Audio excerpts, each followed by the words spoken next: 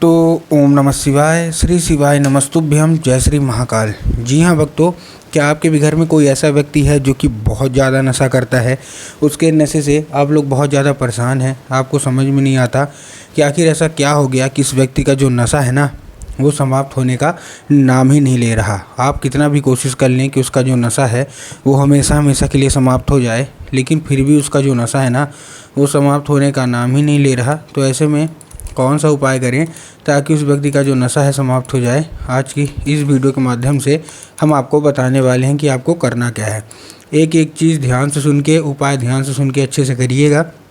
और अगर आपने आज का ये उपाय ध्यान से सुन के अच्छे तरीके से कर लिया तो अवश्य रूप से आपके घर का जो कोई भी व्यक्ति है, जो कोई भी सदस्य है जो कि बहुत ही ज़्यादा नशा करता है, अवश्य रूप से उसका जो नशा है ना, वो समाप्त होगा ही होगा। देखिए, आपको भी पता है कि जो पूज्य गुरुदेव की कथा होती है उसमें लाखों की भीड़ आती है। कैसे भीड़ आती है? लाखों की भीड़ आती है। और जब गुरुदेव की कथा में लाखों की भीड़ आती है तब क्या होता है? गुरुदेव की कथा में जब भीड़ आती है तो वहाँ ज़्यादातर जो भक्त होते हैं ना, वो क्या करते हैं? पत्र के द्वारा अपनी इच्छा और पत्र के द्वारा अपनी मनोकामना जो है वो गुरुदेव तक पहुँचाते हैं। तो अभी गुरुदेव की कथा चल रही थी, आज से 4 से 5 महीना पहले की बात है। गुरुदेव की क्या है, कथा चल रही थी। और जब गुरुदेव की कथा चल रही थी तो वहाँ लाखों की क्या आई? भीड़ आई। अब जब गुरुदेव की कथा में लाखों की भीड़ आई तो वहाँ ज़्यादातर जो भक्त थे ना, उन्होंने क्या किया?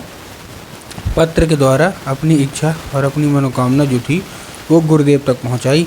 अब जब गुरुदेव के पास पत्र पहुँचा और गुरुदेव ने पत्र पढ़ा तो वहाँ गुरुदेव ने देखा कि ज़्यादातर जो भक्त हैं ना, उनकी क्या है? केवल एक ही इच्छा और एक ही मनोकामना है। क्या? कि गुरुदेव, हमारा जो मतलब घर का एक व्यक्ति है, ठीक ना, वो मतलब बहुत ही ज़्यादा नशा करता है। उसके नशा छुड़ाने के लिए हमने क्या कुछ नहीं किया कि उसका जो नशा है वो छूट जाए, लेकिन फिर भी उसका जो नशा है ना, वो छूटने का नाम ही नहीं ले रहा। कृपया करके कोई उपाय बता दें ताकि उस व्यक्ति का जो नशा है वो हमेशा हमेशा के लिए छूट जाए। हम लोग बहुत ही ज़्यादा परेशान हैं।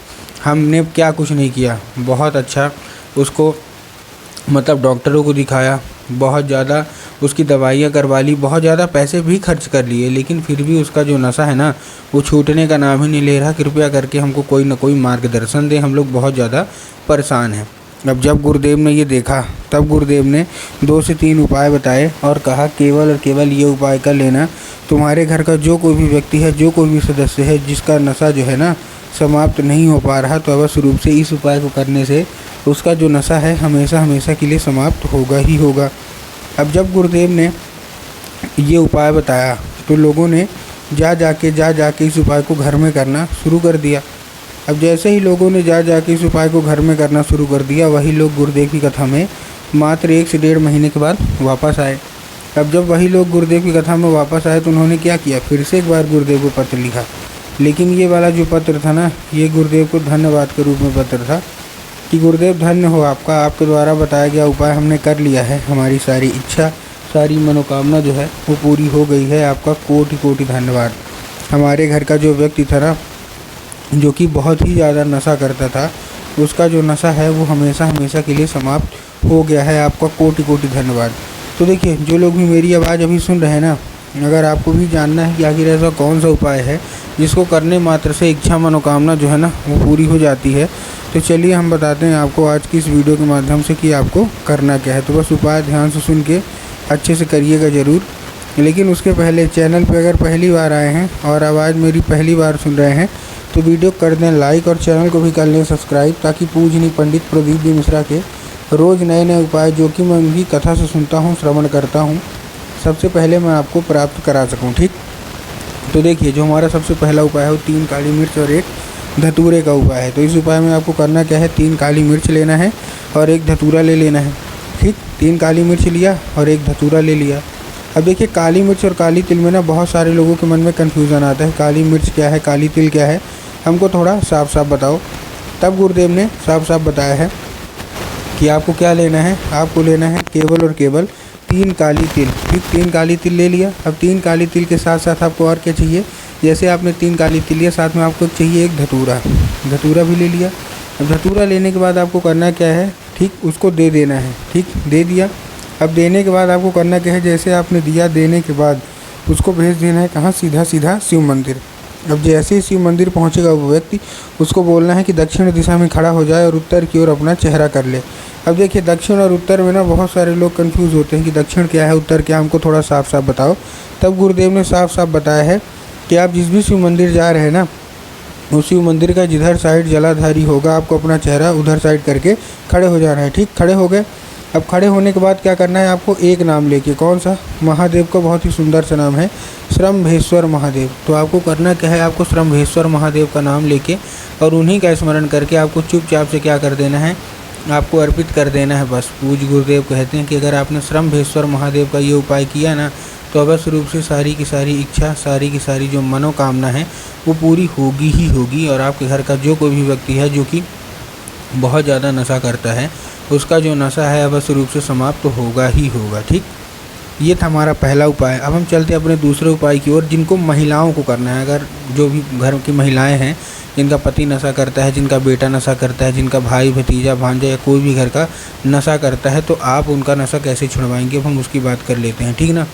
तो देखिए इस उपाय में आपको करना क्या है, इस उपाय में आपको सिंपल से केवल एक काम करना है। आपको 1 लोटा जल लेना है और 1 लोटा जल के साथ साथ आपको और क्या चाहिए, 1 लोटा जल लिया, 1 लोटे जल के साथ साथ आपको और क्या चाहिए, केवल और केवल 1 लोटे जल के साथ आपको चाहिए क्या, 3 बेलपत्र। तो 1 लोटा जल ले लिया, 3 बेलपत्र ले लिया। अब देखिए जब बेलपत्र आप लेंगे तब आपको ध्यान रखना है कि जो बेलपत्र है वो कहीं से भी कटा फटा या खंडित बिल्कुल भी नहीं होना चाहिए। बहुत सारे लोग गलतियाँ क्या करते हैं कि बेलपत्र ले तो लेते हैं लेकिन कटा फटा ले लेते हैं। पहली चीज़ ये ध्यान रखना है। दूसरी चीज़ आपको ये ध्यान रखना है बेलपत्र में कि जो बेलपत्र है वो 3 पत्ती वाला होना चाहिए। बहुत सारे लोग गलतियाँ क्या करते हैं कि वो 1 पत्ती को ही बेलपत्र मान लेते हैं, लेकिन ये आपको भी पता है कि 1 पत्ती का तो कोई बेलपत्र होता नहीं है। 3 पत्ती का जो बेलपत्र होता है उसी को हम लोग बेलपत्र मानते हैं। ठीक, मान लिए। तो बेलपत्र ले लिया। साथ में जब आप जल लेंगे तब आपको ध्यान रखना है कि जो जल है वो तांबे के लोटे में हो, स्टील के लोटे में ना हो। और दूसरी चीज़ आपको ध्यान रखना है कि जो जल है वो आपके घर का होना चाहिए। बहुत सारे लोग घर से खाली लोटा ले जाके मंदिर परिसर से जल भर लेते हैं, तो वो भी आपको बचना है। ठीक, तो ले लिया जल। अब जल लेने के बाद आखिर आपको करना क्या है, जैसे ही लिया आपने, लेने के बाद आपको उसी में डाल लेना है, पहुंच जाना है सीधा सीधा शिव मंदिर। और शिव मंदिर पहुंचने के बाद बाबा को अर्पित करने के बाद, जैसे आप बाबा को अर्पित करेंगे, बाबा को अर्पित करने के बाद उसको क्या बोलना है, बाबा कृपया करके हमको इसको औषधि के रूप में प्रदान करिए। हमारे घर का जो एक व्यक्ति है, मतलब पति कोई भी है, पति, बच्चा, बेटा कोई भी है, बहुत ज़्यादा नशा करता है, कृपया करके कोई इसको हमको औषधि के रूप में दीजिए। अब क्या होगा, अब जब वो जल जलाधारी से नीचे गिरेगा तो वो औषधि के रूप ले लेगा। तो बस आपको करना क्या है, जैसे औषधि का रूप लेगा, औषधि का रूप लेने के बाद उसको लेके आ जाइए घर और उसी व्यक्ति को पिला देना है। पूज्य गुरुदेव कहते हैं कि 1 से 1.5 महीना जब वो पिएगा ना, तो अवश्य रूप से उसका जितना भी नशा है सारा का सारा नशा समाप्त होगा ही होगा।